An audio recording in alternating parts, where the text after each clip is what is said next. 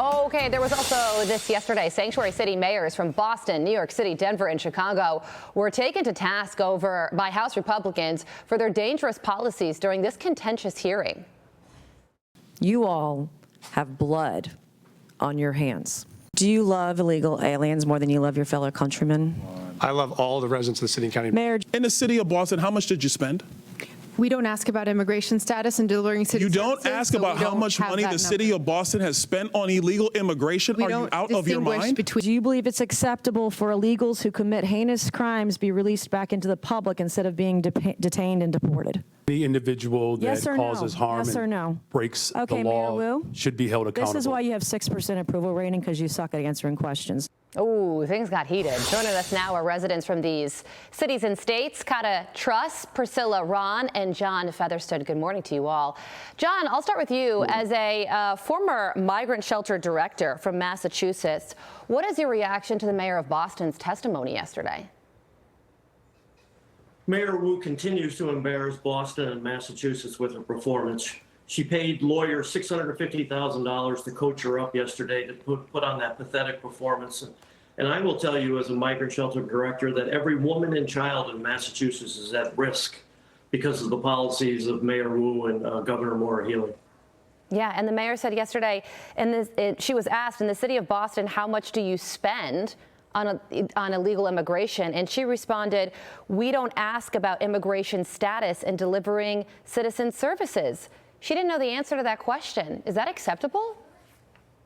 No, it's totally not acceptable. And we're 3 years into the migrant crisis here in Massachusetts. The legislature continues to pass funding to fund what we refer to as the Healey hotels with no accountability, and more importantly, no exit strategy to find permanent housing for the migrants. And the Commonwealth of Massachusetts has spent over $4 billion on this crisis, and there's no plan for housing for the migrants. And ultimately, the Commonwealth is failing the migrants. It's just totally unacceptable. And other budgets are being stressed in the Commonwealth. School budgets, public safety budgets are being stressed, and this lunacy needs to stop.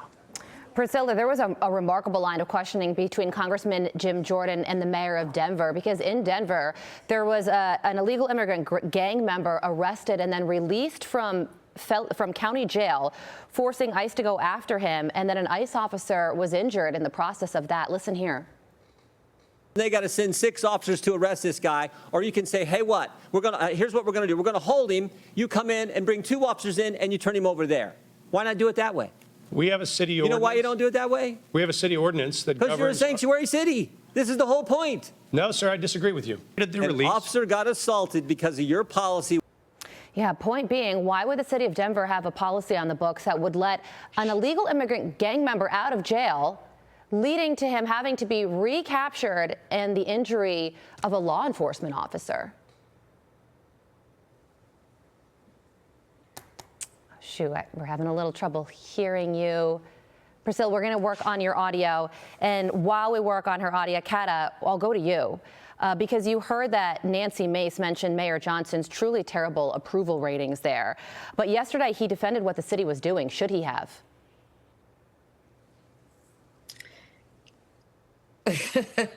Well, I don't know if you could say he defended what the city is doing. He's defended what he's doing.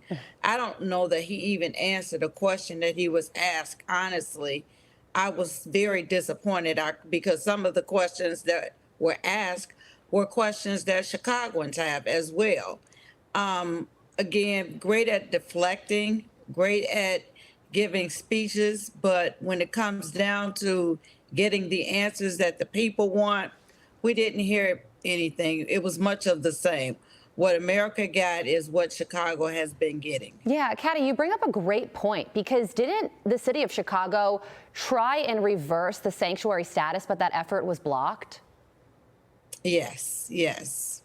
And there's been several efforts to do away with the sanctuary city status, at least until a point where we have a handle on the number of immigrants that are coming, what it takes to take care of them or provide for them, whether or not that money is available, where we're not taking money from places that need it in order to support those efforts. There's so much that has to go into it that I don't think this administration has just thought about.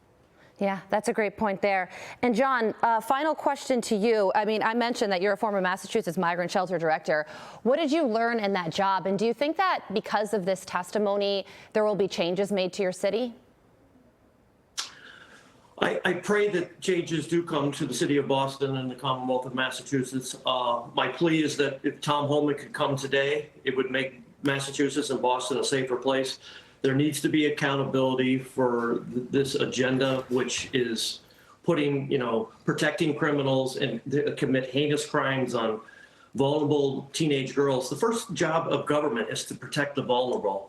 And that's not happening in the Commonwealth of Massachusetts right now. Yeah, that is the first job of the government, is to protect its citizens, and it certainly is not happening. Kata, Priscilla, we owe you some questions. Sorry about the audio issue, John. Thank you so much for joining us. We appreciate it.